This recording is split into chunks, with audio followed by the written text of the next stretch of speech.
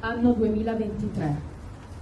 Sono diventata un numero, il 105, uno di quei numeri che tanto studiavo e mi avrebbe dovuto aprire un mondo migliore e nuovo, il mondo che per me sognavo.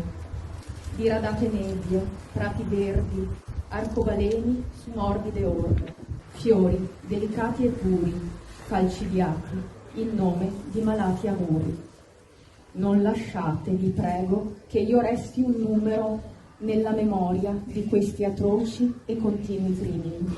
Una borsa di studio per Giulia, grazie all'iniziativa #Coltiviamo il rispetto, promossa dalle imprenditrici di Coldiretti nei mercati di campagna Amica in tutto il Veneto e supportata anche dallo zio di Giulia, Andrea Camerotto, intervenuto a Padova. Una borsa di studio dedicata a Giulia, una borsa di studio che mi pare possa essere rivolta all'Università di Sociologia, la facoltà di Sociologia, e mi piacerebbe molto che questa borsa di studio arrivasse a chi veramente ha bisogno e che magari fosse donna, proprio come era donna Giulia.